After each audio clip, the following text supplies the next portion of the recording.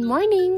Magandang panahon ngayon dito sa Kagawa, kaya naman naisip kong magbike para libutin itong lugar. Nang hiram nga lang ako ng bike sa kuya ni Kevin. At dahil nga iisa lang tong bike, ako na lang yung lumabas ngayon. Maliit lang naman dito sa kanila, kaya for sure hindi naman ako maliligaw. Alas 10 nga pala ng umaga ngayon. At kahit ganitong oras na, wala pa ring tao dito sa labas. Una ko ang gagawin ay maghahanap ako ng kakainan. Sabi ni kuya ay meron nga daw lumang kainan dun sa may bandang dulo. Kaya't yun yung pupuntahan ko ngayon. Katulad din ng kinainan namin kahapon. Soba din daw yung binibenta nila. Kung mapapansin ninyo, bulubundukin talaga dito. At nabanggit ko na nga din na walang convenience store dito. Napakaliit na nga lang nitong lugar at kakaunti na lang yung populasyon. Kaya naman yung mangilan-ngilan na establishments dito, yung iba ay nagsara pa. Nakarating na nga pala ko sa sinasabi nilang kainan dito sa Akamatsu Shokudo. Habang papunta ko doon, napansin ko tong malaking abandonadong bahay. Sayang dahil ang ganda pa naman ng location. Papasok na nga ako ngayon dito sa Akamatsu. Maaga pa naman to sa lunchtime, pero sakto na rin dahil nagugutom na ako. Pagpasok ko nga dito, walang tao. Tanging yung mga may-ari lang nitong restaurant. Pagkakita ko nga nung loob, na-excite ako. Dahil sobrang old school na nito. Ganitong tipo talaga ng mga restaurant na gusto kong makainan. Kapag ganito talaga, alam mong authentic. Pinili ko nga pumesto dito sa may tatami area. Dahil na rin sa nakita ko tong bintana, may maganda akong view ng ilog. Ako, mabuti na lang talaga at ako pa lang yung tao ngayon. Nakita ko meron din sila ditong oden. Kaya't kumuha muna ako ng kakainin ko habang hinihintay yung order kong soba. Nandito pa rin yung typical na laman ng oden. Kumuha ko ng itlog tsaka konyak. Pagkala ko lang naman yung kakain, konti lang kinuha ko. Meron din sila ditong chirashi sushi. Ibig sabihin nun ay scattered sushi. Kung hindi pa kayo nakakatikim nito, manamis-namis yung lasa ng kanin. At bawat ingredients ay nagko-complement talaga sa isa't isa. Meron din silang bentang mga drinks tulad ng mga beer, mga juice at soft drinks. Kumuha ko ng maliit na Fanta Orange. Dito naman yung kabilang dining area nila. Pang maramihan naman to. Mag-asawa nga pala yung may-ari. At itong si tatay ngayong tagaluto. Excited na nga ako matikman yung soba nila. Malapit na nga rin tong maluto. Gumawa na rin ako ng tsaa. Tignan nyo, kahit paggawa ng tsaa dito, self-service din. Kaya sila may mga electric water boiler. Masarap nga tong kinalabasan ng tsaa kasi ikaw mismo yung magbubrew. Buti na lang at naka-on tong TV. Dahil kung hindi, sobrang tahimik dito. And finally, sinerve na rin sa akin itong mga order ko. Yung chirashi sushi. At saka itong soba. Sinimulan ko na nga kaagad tikman. Amoy pa nga lang mukha ng masarap. Actually, bibihira lang talaga akong kumain ng soba. Pero nung nandito kami sa Kagawa, unti-unti ko nga na-appreciate. Sabi nila, mas healthy daw ang soba noodles. Gawa kasi ito sa buckwheat flour. Unlike sa ramen naman, gawa naman siya sa traditional na harina. Ang daming laman nitong soba ko. Siksik talaga siya sa toppings. Yung noodles pa nga lang niya ay talagang malasa. In-order ko nga lang pala tong maliit nilang bowl. Pero bakit kaya ganun? Ang laki pa rin. Itong chirashi sushi naman nila, sobrang sarap. Napakadami din niyang laman. To think na napakamura lang nito. Higit na malayong mas mura talaga kapag dito sa probinsya.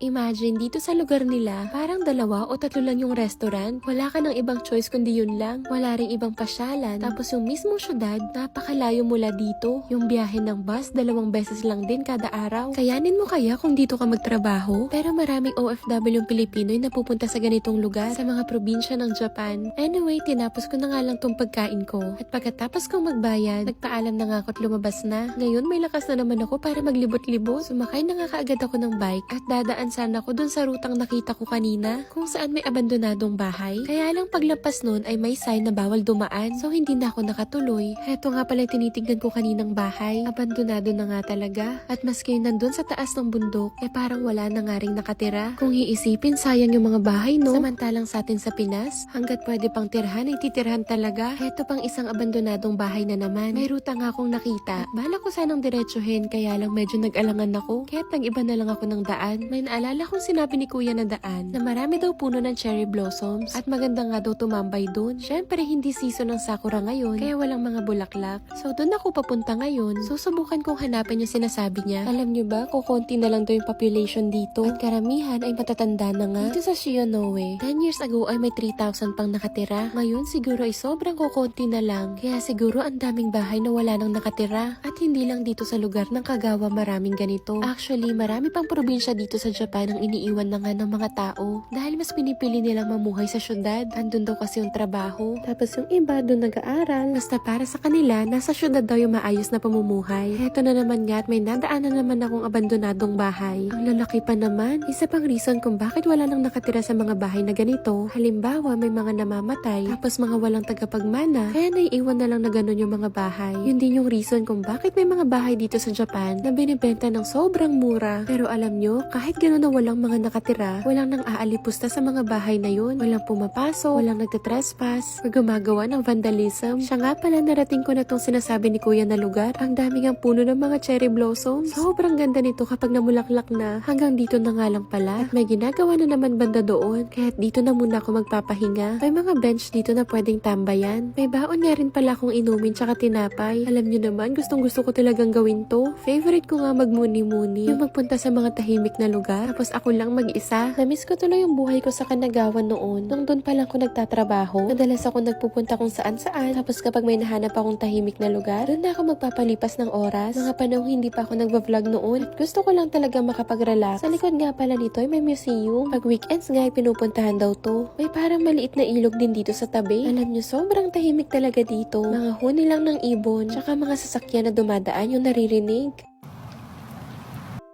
Alam nyo ba, naisip ko ng mga oras na to, masaya nga mamuhay sa probinsya, tahimik at payapa. Pero kung iisipin mo, hindi rin ganun kadali. Eh di sana hindi na nagsisialisan yung mga tao. Pero kung halos matatanda na lang yung natira dito, nasaan kaya yung ibang pamilya nila, yung mga anak nila? Nagpunta rin kaya sila sa syudad, tapos sila mas piniling mamuhay dito? Nakakalungkot isipin, no? Kaya rin siguro may malaking care facility dito, kung saan nga nagtatrabaho yung kuya ni Kevin. At doon na nga siguro napupunta yung matatanda na hindi na kayang alagaan yung sarili nila. Parang katulad din pala sa atin sa Pinas. Marami din palang nangingibang bayan para sa mas maunlad na pamumuhay. Totoong maganda mga probinsya dito sa Japan. Kaya kung may pagkakataon, pumasyal din kayo sa ibang probinsya. Mas lalo kayo may in love sa bansang to. Lalo na sa mga probinsyang marami talagang pwedeng pasyalan. Medyo matagal-tagal na rin ako dito, kaya naman nagpasya na akong umuwi. Hindi man nga ako masyadong nakalayo. Feeling ko kapag mas matagal pa akong nagbike, mas marami pa akong makikita at matutuklasan. Pagbalik ko nga dito ay nakakita ako ng mga strawberries dito sa gilid. Libre nga lang daw kumukuha dito sina Kuya at Ate Rona. Tanim daw ito ng mga nurses sa facility nila. Sabi nga nila mas madami pa daw noon at matatamis nga daw yung bunga. Heto nga lang yung mga nakuha ko. Dahil maliliit pa nga at bubot pa yung iba.